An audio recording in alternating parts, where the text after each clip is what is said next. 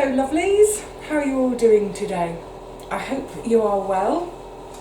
You're joining me on yet another rain day in old London town. Oh my goodness, this rain. So I'm having another indoor day. We're going to go in the living room in a minute and have a sit and a chat and a catch up about a few things. But before I do, a couple of jobs to do in the kitchen. Actually, I think I'm going to take you off the tripod and just show you what's down here because they look so lovely at the moment until I disturb them. Oh, isn't that a happy sight? It's the very, very last of my beans that have been out drying. Yeah, I'm a little bit OCD keeping them all in their separate bean types, but actually there's a bit of a reason for that because you see the Madeira Maroon, they're much smaller than the Churchill Black or the this is just bog standard runner beans, so they take different cooking, boiling times, but jewels, lovely, lovely jewels. And then the very, very, very last few of my gigantes. Yeah, so I'm just going to get these all bottled up for the freezer. I don't have a lot of kitchen jobs to do today because I've had quite how many? 3 cooking sessions this week, so I've got tons of leftovers. I've got soups, I've got a curry, so yeah, I don't need to do any cooking today. Yay! I love it when I don't have a cooking day because frankly I think this might be too noisy to do with you all. Yeah, I was just going to say I don't like cooking. I think what it is I don't like cooking on those days when, especially if it's been a garden day, when it's been quite a physical day already, I just want to sit down and do nothing. So I'm going to do this off camera because it's going to be too noisy, isn't it? But I'm just putting all my beans into glass jars, food grade glass jars. They're going to go into the freezer for 3 days. I'll put the card on the end of this video to explain to folk why do freeze dried beans. There's method in my madness, don't worry. Right, let me get the rest of these done and then what I'm going to do, oh come on, faster Vivi, faster.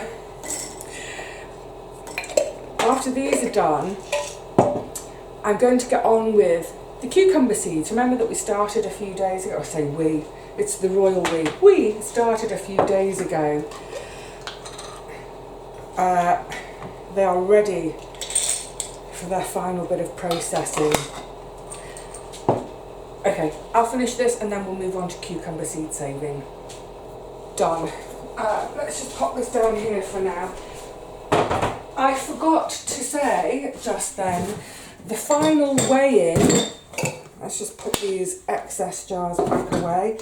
The final weigh-in for dried beans is £18.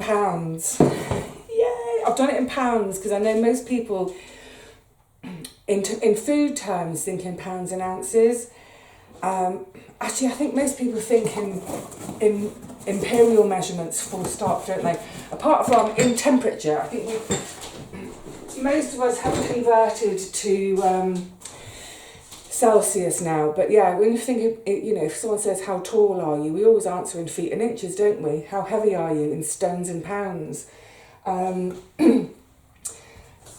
I remember the first time I bought fabric as a sort of as an independent grown-up, as against buying it with my mum or my grandma.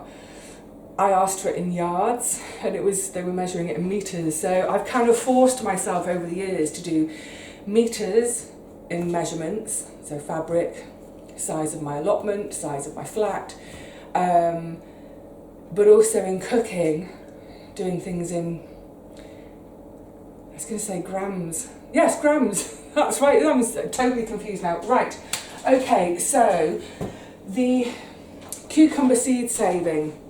Now, that's not as disgusting as it was looking yesterday.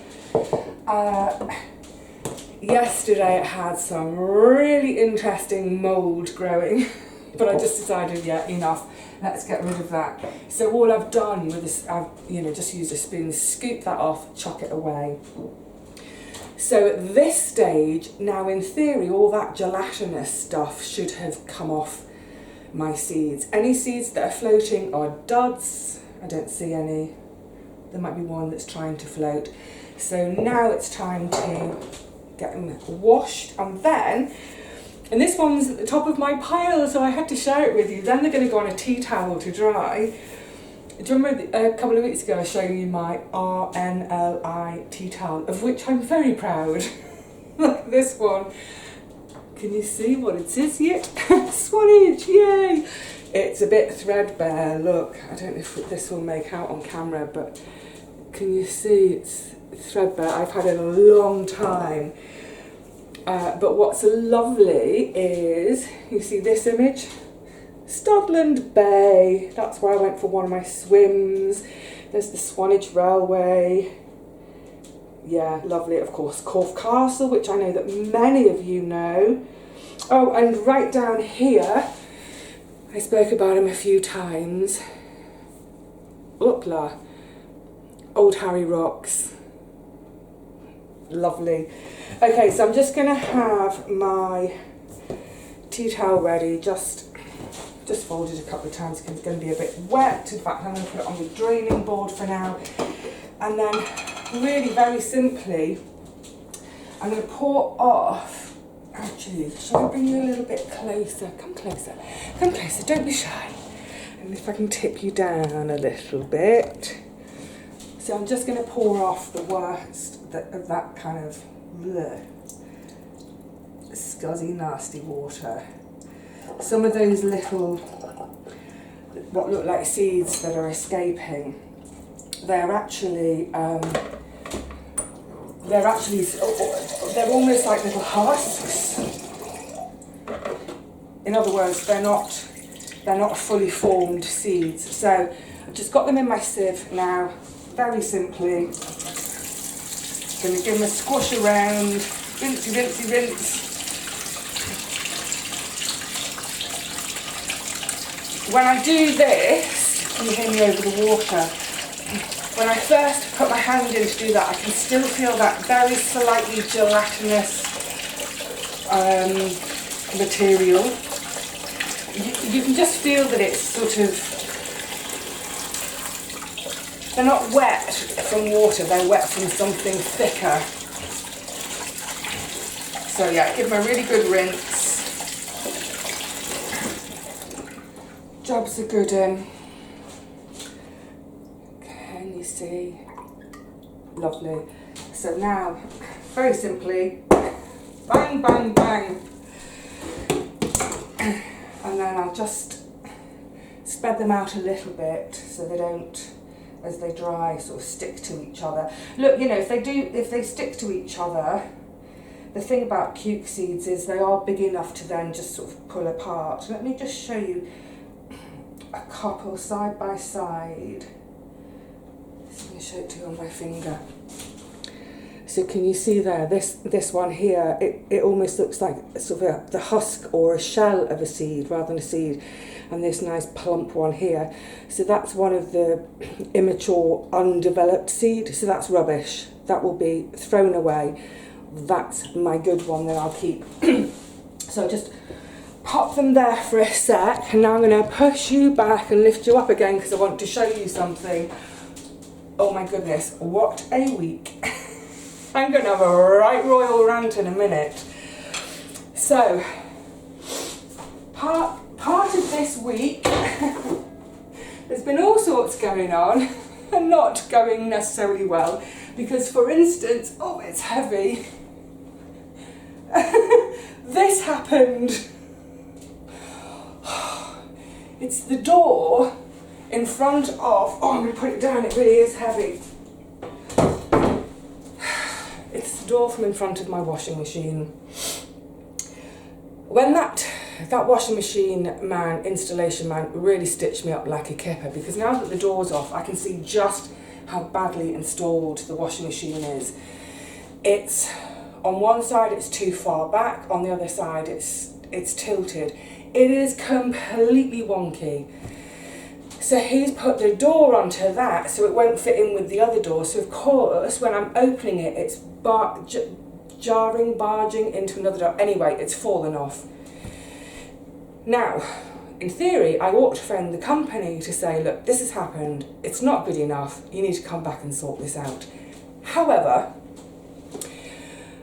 with other things that have gone on, I just think, you know what? If he can't do the job right the first time, I don't want him back here. I don't want him in my home putting bad vibes into the joint. So I'm just going to try and sort it myself. I will try to sort it out myself. And if I can't, then I will get them back in, because it's just shoddy workmanship. But one of the things I fear about trying to get them back is it's going to entail God knows how many phone calls, emails, constant being on the ball and nagging and to try and get it done, because that's what I've experienced with something else, which I'm going to chat about in a minute in the living room. And frankly, one of those things I'm always weighing up is time. It's the time efficiency. And if we think of time as in, if I'm working, let's say minimum wage of £10 an hour. I mean, I don't earn that, but if I spend 4 or 5 hours in phone calls and emails trying to get something sorted, that time could have been spent doing something else that generates an income for me. So yeah, and it's stressful. Dealing with these companies I find insanely stressful. More of that in a second. So I'm going to try and fix that myself, but it's not a priority. The washing machine works, it's fine. So yeah, it's not a priority, but obviously it's something I'm going to have to sort out before I put the flat on the market. Right, I think that's enough in the kitchen for now. Talking of kitchens, I was thinking about this the other day too, about just how much time I spend in this room, both in terms of, you know, a bit of cooking. Obviously, we all have to cook. Can't eat otherwise. Well, I know some people go out and eat, but you know what I mean. Processing my harvests, storing things, what have you. But also, this is my study. So when my table is there, you can't see it for the minute, with my computer on my pinboard, with all my work plans, it really is the heart of my home. I spend hours and hours in here, a lot of it on the computer, editing, all that kind of stuff, the shop, when I'm doing shop business, all of that. So it's a very important room, and that's made me think a few things for when I come to move. Let's go and talk about it in the living room so I can sit down and probably get on with some lavender as we chat. Ah, that's better. I can work and talk. So I'm sat up with my lavender processing on my lap. I've got my little bin there for my stalks when they're done. Am I going to have my normal issue of multitasking and not being able to talk? Maybe it'd be better if I did. I can't multitask. Oh, let's set that aside for a moment. I really want to get the lavender finished in the next couple of days because I want to hoover. I mean, hoovering isn't something I ever want to do, but yeah, the floor's kind of getting crunchy. There's little bits of twig, bits of lavender. They do fly everywhere, and I've been really good this year and made processing the lavender a priority in the past. So in total I had 26 bags, and in the past I'd think, well, I'll do 1 bag per evening. Some evenings like, oh, I haven't done a bag and what have you. This year I've been doing it more as if it's my full-time job. Not quite, there have been other things going on, but I've been settling down and doing 5 hours a day. It's like, right, you're doing it. And that's gone on for the last 6 days. And I think I've got 2 more days to do of doing a 5-hour chunk. So when we've wrapped things up today, once I've edited this video and the computer's doing its bit, remember I talked about this in the last Day in the Life video, Then I'll come back to the living room and crack on. So, so the kitchen stuff, and actually it ties in with something that's been on telly. So my lavender processing, it tends to go quite late into the evening. So I bung the telly on. It's more like the radio. I'm kind of listening rather than watching, because my head is down and I'm focused on doing the lavender. But I've been tuning into HGTV, which I know tons of you know. It's Home and Garden TV. I think I've probably had my fill of it for a while. It's starting to drive me a bit bonkers. There are so many... I just keep hearing couples saying, oh, we don't want to do renos. They're buying a property. We don't want to do a wrapper. We want a turnkey. We don't want to do renos. Oh, no, we have renos. No, no, no. And I think, well, why have you written into a renovation show if you don't want to do renos? You've written into a show that's all about do-a-uppers. So they've wound me up for that. And then they're like, oh, I just can't cope with the reno, and I don't have time, and da-da-da. And it's like, yeah, but you're not doing it. You're living in a nice rental. The twins, like the Scott twins, whatever it is, they're doing the reno. You don't have to do it anyway. The thing that struck me recently with them all, and it's back to my kitchen as well, is it has made me think about my kitchen needs when I move. I don't need a huge kitchen, but I need a kitchen of a size. What I've noticed in these makeover shows over the years is there seemed to be this thing about having an island, having a kitchen island. It was like the holy grail for having your kitchen reno. I want an island. I must have an island. I don't know what the obsession is with islands, but never mind. That's fine. That's not my taste. I'm not knocking other people for their taste. But what I've noticed in the last 6-12 months or so of watching these shows is now having a kitchen island isn't enough. Now people want 2 islands. They want double islands. They look weird. I've seen a few of them when they get to the end of the project, and I just think it looks like a cookery school. Do you know what I mean? It looks like the bake-off tent. It just looks weird. Why have you got 2 islands? So if one is for sitting at, and then the other one is for cooking at, so the other person is miles away, instead of being all at the island together. Anyway, it's weird. The other... it's kind of like fashion in a way, isn't it? It's what trends, if you like. It's no good now just having 1 island. You've got to have 2 islands. But also now people don't want a pantry. They want a butler's pantry. I mean, it's like, what, have you got a butler? I don't think you've got a butler, have you? So why do you want a butler's pantry?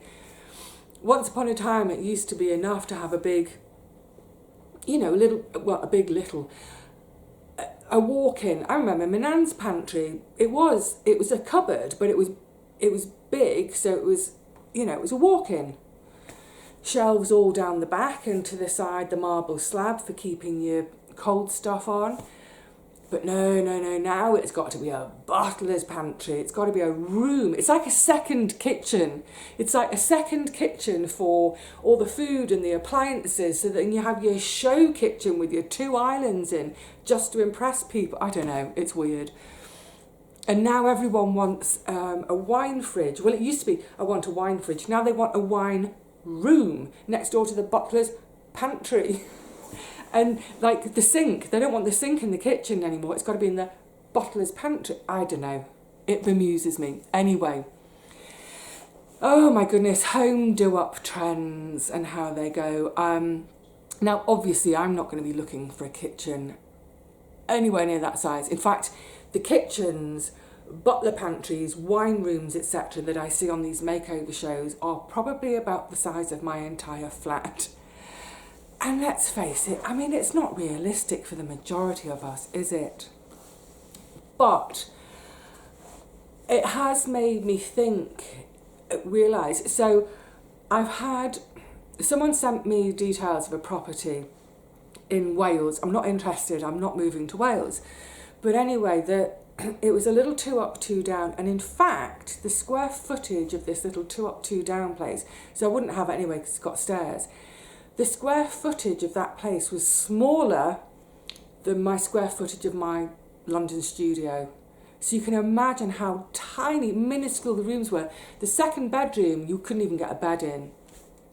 But the thing was, with the kitchen, it was so narrow. It was so narrow, you couldn't get a full-size cabinets in. So you know how when we have our uppers, the uppers are always, I think, are they 12 inches deep, and lowers are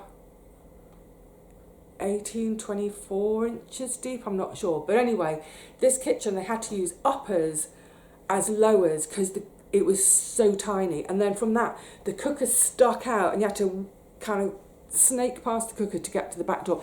It was minuscule, and straight away, I mean, it didn't appeal anyway because it was in the wrong location, far too small, all the rooms, and it had stairs. But I looked at that kitchen and I thought, I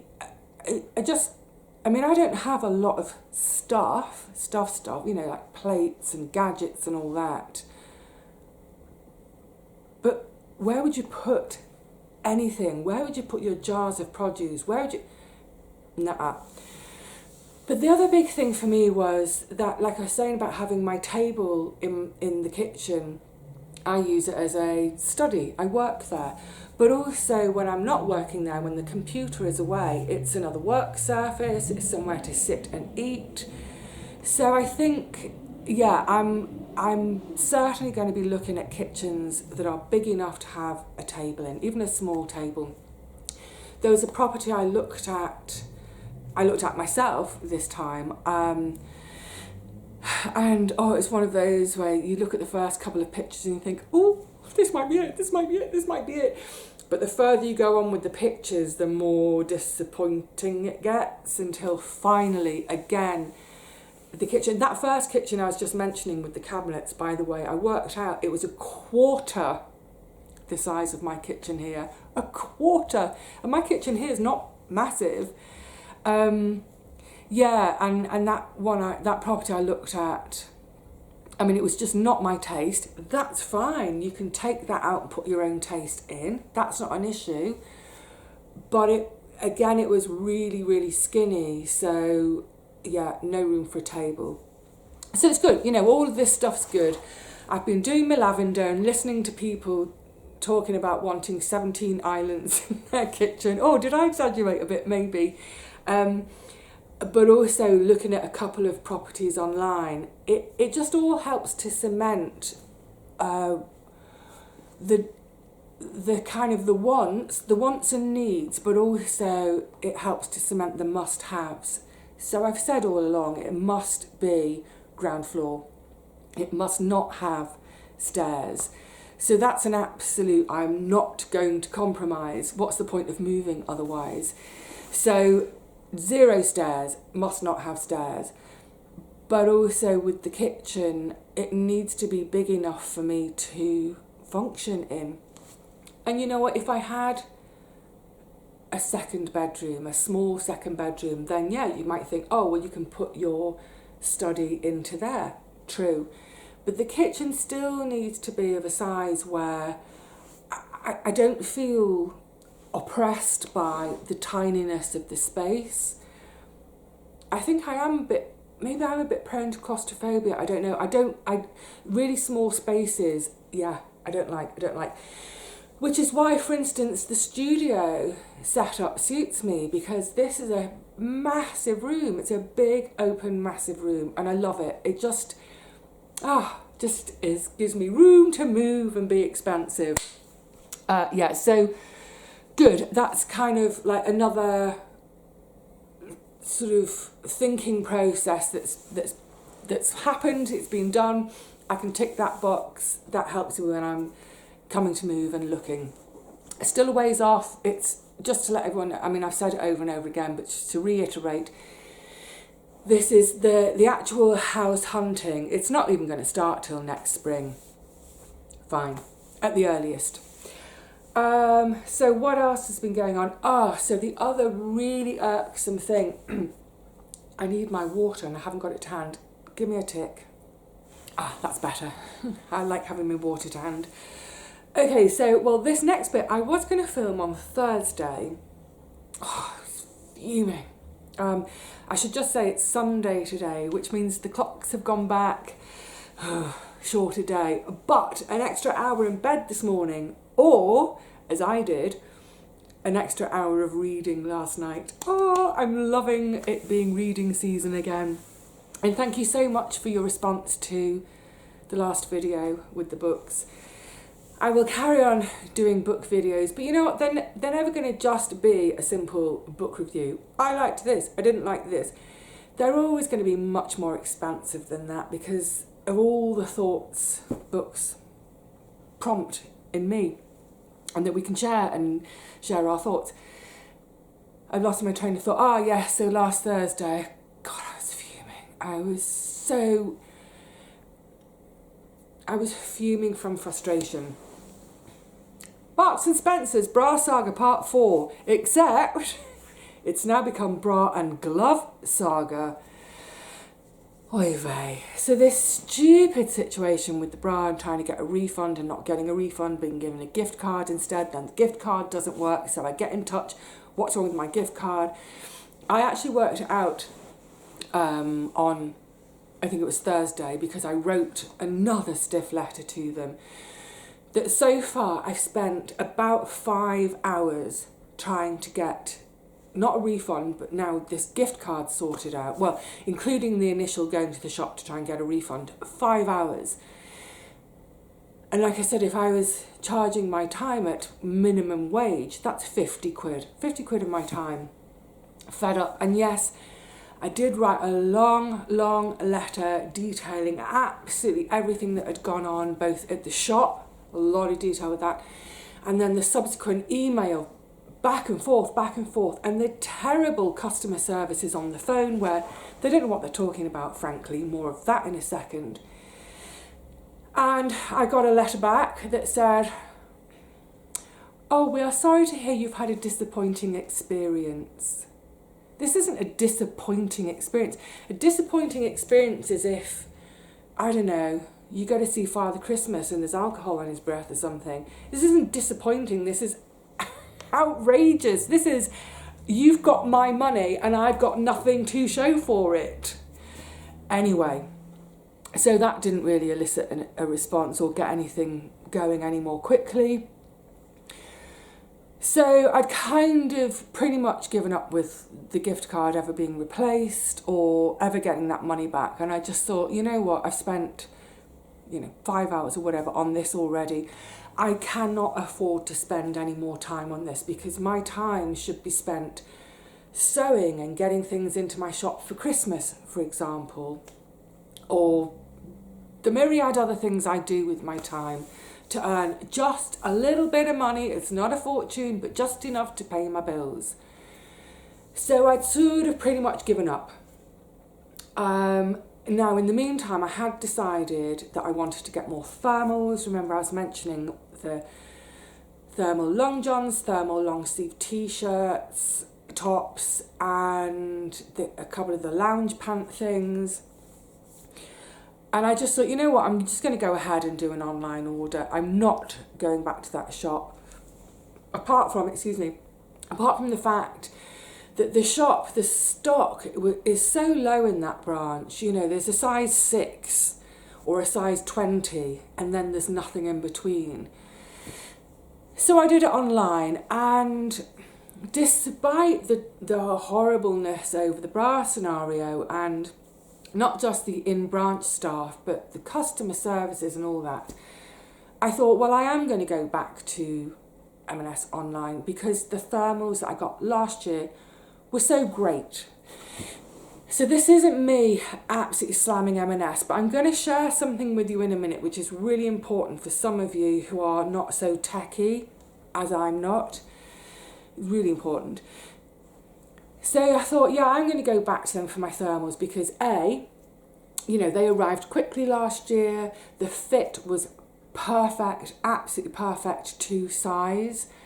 They worked really well. I was really pleased with the product. They've worn well, they've washed well. You know, they worked. I was really happy with them.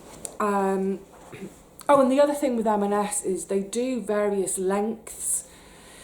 So, for instance, with the lounge pants, it's like sweatpants, basically. They do both long and extra long. So I ordered the extra long and they're perfect for me. I used to have an inside leg of 34. It's now only 33. I've lost a whole inch between my knees, or an inch of material between my knees, cartilage, meniscus, everything. It's gone. So those bones are mashed together. An inch in height. I'm only 5'9". I wanted to grow up to be 6 foot. Never mind. Yes, so I decided I'm going to go back to M&S via the online to get my thermals sorted. And while I was on there, I was looking at gloves, fingerless gloves, wrist warmers, whatever you want to call them. Because last year when I wore my beautiful handmade ones from Anamika, it made such a difference. I was amazed at the difference they made in terms of for my hands and fingers, because of course, a lot of the work I do, whether I'm sewing by hand or with the machine or whatever, or just even being around and being comfortable, like if I'm on the computer doing stuff, having cold hands, I hate it. And just putting those wrist warmers on made a huge difference. My hands were warm, even though sort of from sort of like half of my palm is exposed. It was still enough to have me warm.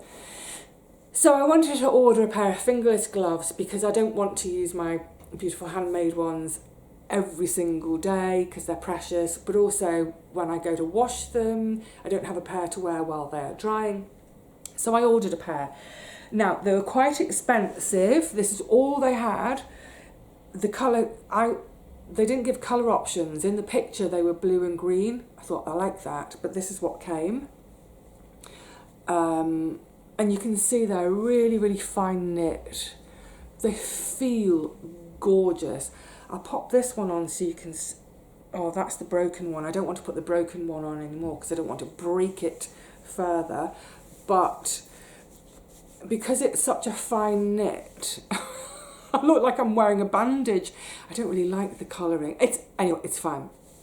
Because they're such a fine knit, they also, in terms of my fine motor movements, they don't get in the way. Brilliant, I thought. Anyway, so I ordered them. They're actually made by White Stuff, but M&S stocked them. They're £25.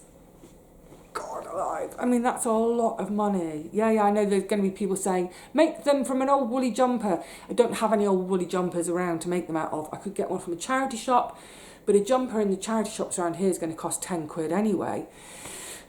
And then it's my time and back to all that. Anyway, I ordered them. So the package arrived, I think it was on the last Monday. Opened everything up, tried the trousers on, everything fits. I was pleased with everything. Yay, brilliant. Didn't need to put the gloves on, set them aside. And then Wednesday evening, it got really chilly in here, really, really chilly. And I was doing the lavender, so my hands are, out. And so I've got a blanket around my shoulders, blanket over my lap, but my hands are exposed. I thought, I'm going to christen my new gloves. I go to put it on. I don't know if it'll pick up on camera, but okay, so you can see there's the little thumb bit that joins. Let me show you on this one. I don't know if you can see. There's a blooming big hole. Can you see that hole there? And the stitches are unravelling. And I just thought, are you kidding me? Are you kidding me? Now, my first thought was to get my sewing kit out and repair them. And I thought, hang on a minute, whoa, this is wrong. I shouldn't have to repair an item that I've literally just bought and never worn. What am I doing repairing? So I thought, right, fine, I'll send them back. Now, when the parcel arrived, and I've never experienced this with parcels before, there was nothing in the parcel other than my items. Normally, or in the past, or with other things I order, you get a packing slip. So for instance, I get my vitamins online, so they come with a packing slip, so you know, yeah, everything is in the thing that's supposed to be included, and at the bottom there's a little cutout bit you can use if you need to, that's like a return label to post it back. So the M&S parcel, there was no paperwork with it. So I went online, I went online to look for returns, and I'm a guest user, I don't have an account. So I go to the guest bit, doing a return. To do a return for someone like me is, or at least it was on Thursday, impossible. Because you make a little parcel. Obviously I'd kept the original packaging. These arrived separate to all the trousers and bits and bobs. So I'd kept the packaging from this because I thought, oh, I'll reuse that. It's really good packaging. It wasn't one of those big plastic things that clothes normally come in.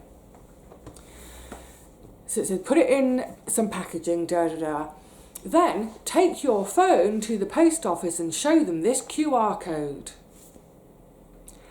I don't have a smartphone, so I can't show a QR code. So I thought, is there any other way? And it said, or if you're not able to do that, click here we will email you a return label for you to print out. I don't have a printer. That was a whole nother one last year, that printer that broke every 2 weeks. And because they could fix it for me, with the printer, every time they were fixing it, it was taking about 4 or 5 hours. I had to sit there with someone remotely fixing it, and they go, there you go, it's fixed. And it was happening every couple of weeks. And after about 2 months, I said, look, this isn't good enough. I want to return it. I want my money back. And they were like, oh, we can't give you your money back because it is repairable. Anyway, so I don't have a printer and I don't have a smartphone. How am I supposed to return it? So then they said, you can go to a parcel shop and they can print the label for you. And I thought, oh, thank goodness for that. So I went to my parcel shop. It's just up here. There's another one just down there. I went there with my parcel. I said, hi, I've got this long code, 26 character code. Can you type it in and make a label? They went, oh no, the printer's broken. The company, no, they've known for like 3 weeks. They won't come out and fix it. I said, right, never mind. There's another one. So I went down the street to the other one. Oh no, sorry, the printer's broken. The company know about it. They haven't been out to fix it for 5 weeks. I was like, what am I supposed to do? So I came home and I rang customer services. Marks and Spencer's customer services. They need to retrain their staff. Again, I was on the phone for 20-25 minutes. The guy did not seem to understand my problem. He was saying, right, you need to do this QR coding, I said, I don't have a smartphone. And he said, and he was a bit snarky, snippy, sarky with me because he went, well, if you don't have a smartphone, how have we got an email address for you? And I said, because I use a PC at home, my computer at home. That's how I do my emails. And he went, oh, well, that's fine then. I said, I'll email a label to you. And I said, no, you're not listening to me. Because I'd already said, I don't have a printer to print a label. So he's there saying, well, we'll email you a label. I said, there's no point. I cannot print the label. I said, please, can you send me a label in the post that I can then use? No, we can't do that. And I said, well, there must be some way you can facilitate me returning this item without a smartphone or a printer. There must be people out there, there must be someone else in the world like me who doesn't have a smartphone and doesn't have a printer, surely. And he was adamant. He's like, no, there's nothing we can do about it.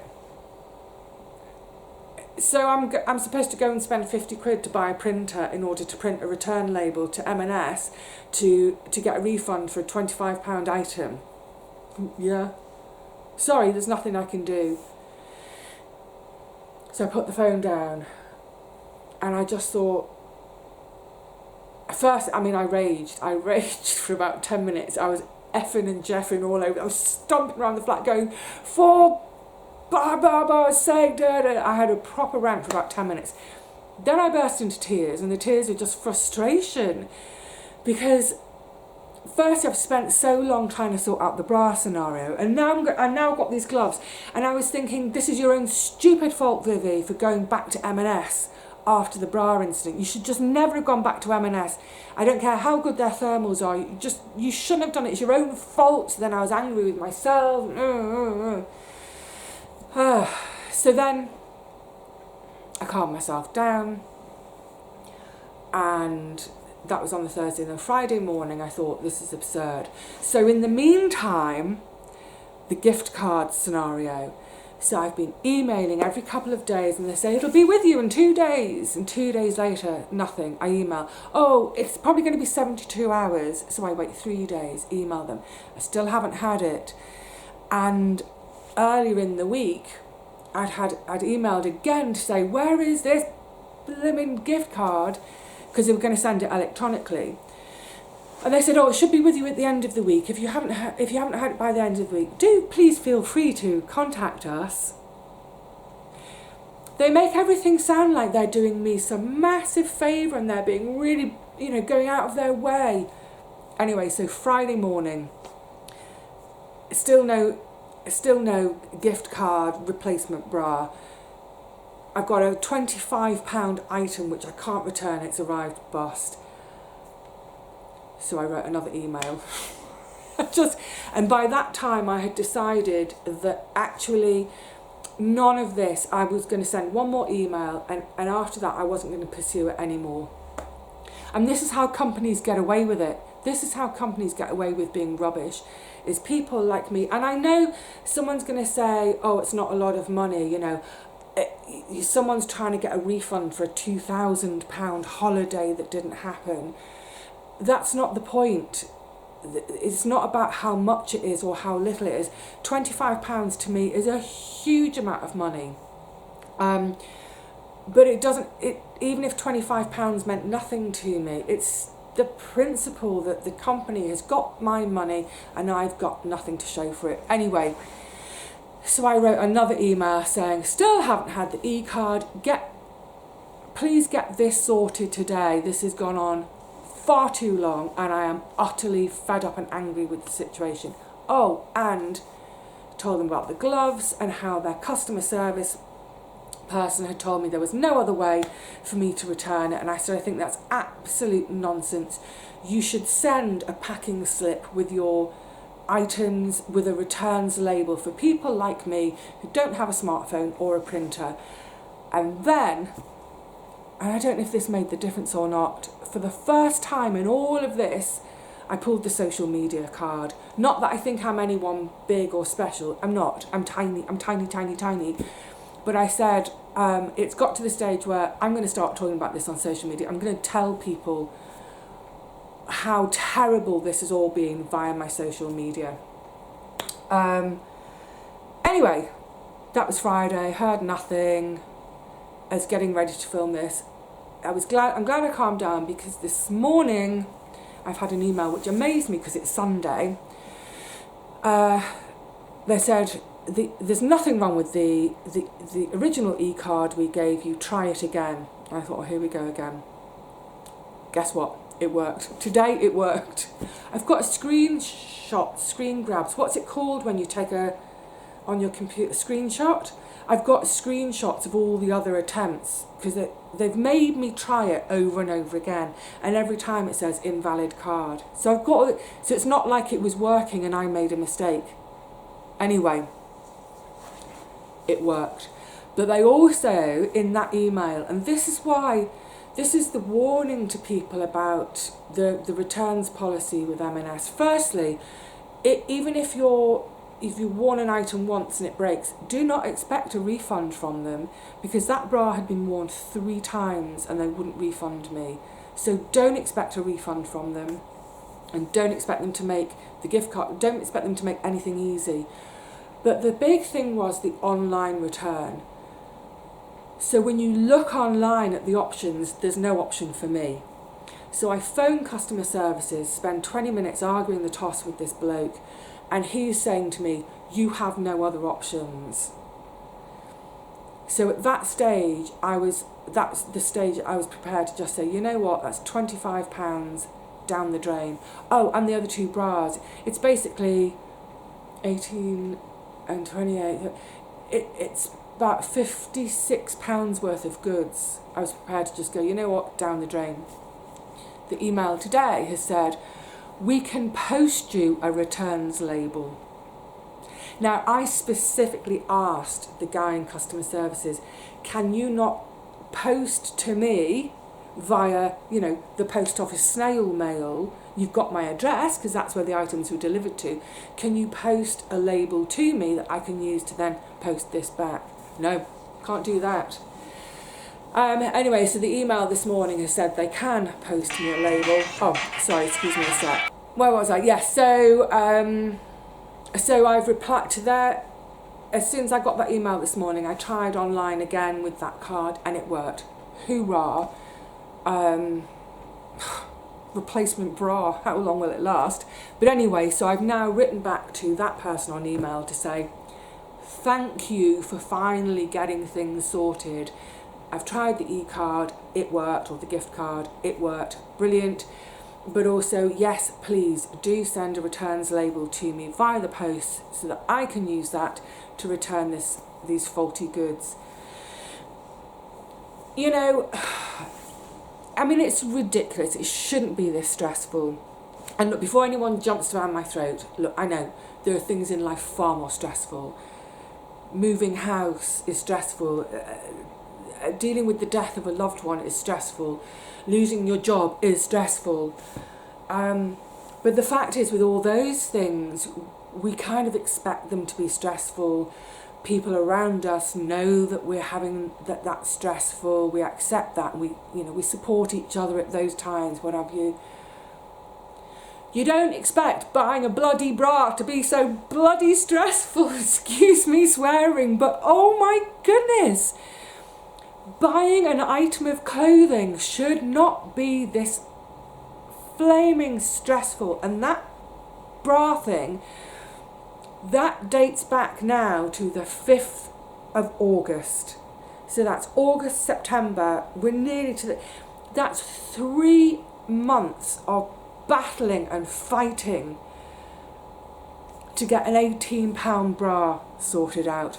Oh, and the other bra, the other one where it collapsed and I'm not even bothered with that one. Not even bothered. They said, oh, they wanted me to send. I'm like, anyway, I haven't bothered. Just forget it. Hopefully now I can send these gloves back. I'm not going to get a replacement from them. I just want my money back. I am going to make some myself.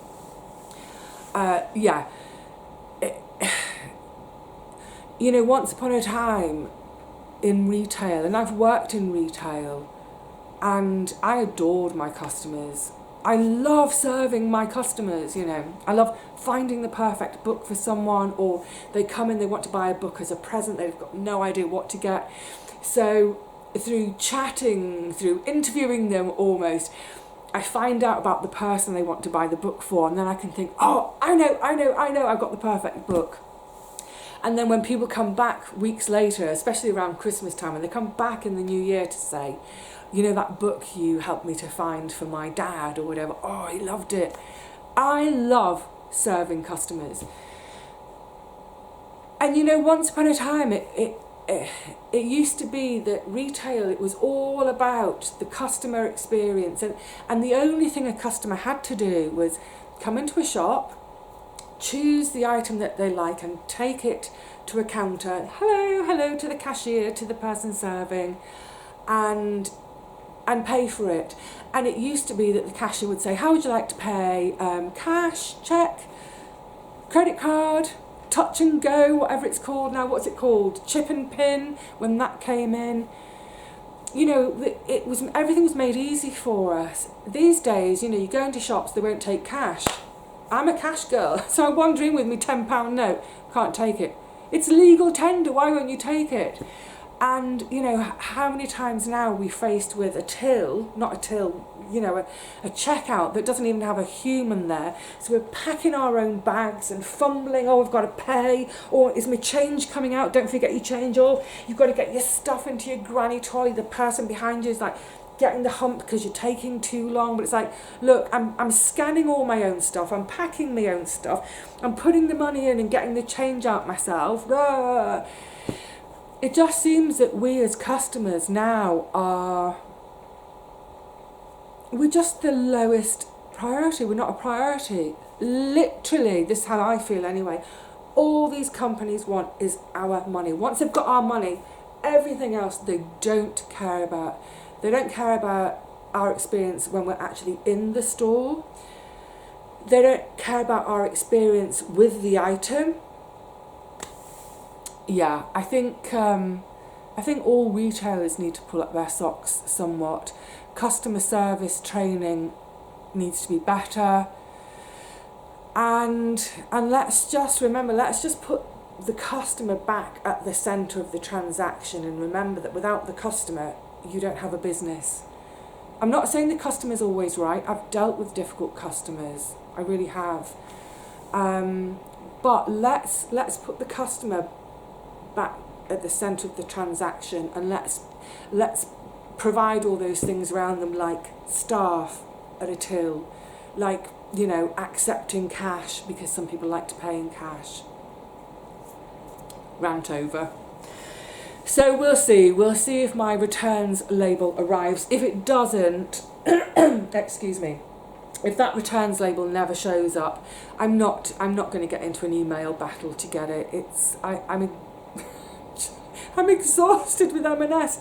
What I will do instead is I will try to repair this as best I can, see if I can make them last at least this winter. Yeah. If you're ordering online from M&S and you don't have a smartphone and you don't have a printer and you don't have a parcel shop with a printer in your neighbourhood, don't order online. Anyway, there we go, crikey. So, yeah. That was last week. Let's think of that now. That's last week. It's done. It's over as much as it can be. And let's just get on with our lives. And this is the lesson to me is, I mean, I so rarely spend money. I mean, obviously I buy food.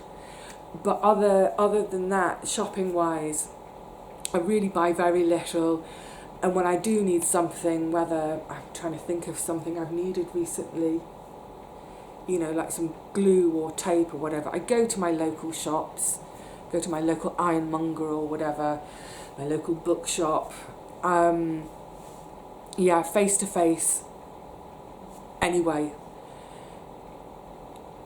it just feels like a lesson to me of, that's what happens when you make a decision to spend some money, Vivi. It all comes back in your face, so therefore stop spending any money, you know. Oh, but we need clothes, don't we? We need to replace our clothes from time to time. And I do, obviously I repair my clothes over and over again. Anyway, hopefully that's the end of it. So, this was supposed to be, today's video was supposed to be me doing the squash harvest, but I don't know if you can get an eye. You see that little bit on your screen, it looks quite bright, doesn't it? It's the camera work. It's really hard to find any light and make the most of it. It's dark. The lights are on. It's not even, it's around noon. It's so dark because of this rain, but fingers crossed, if the forecasters aren't lying yet again, fingers crossed tomorrow will be dry enough to get all those gorgeous squash harvested. Can't wait to start cooking with them. I've got a couple left over from last year still, but I'm picturing myself with one of the large ones having a squash day, because once I cut into it, anyway, I need to use it all up in one go. That's for another day.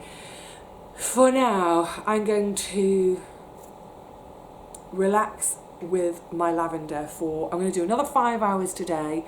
If I might actually end up doing even more today because, let's face it, I'm not going out. If I get you lot into the computer to get editing, get all that, that maybe by 2, in theory, I could do 8 or 9 hours. We'll see. Anyway, I can't get on with that until I say ta-ra to you lot. So, I hope you have all had, by the time you see this, a nice weekend. I hope the clock's going back was a smooth transition for you all. We're all now going to get used to our day finishing at 4 o'clock, aren't we? Our outside day. Anyway, there we have it.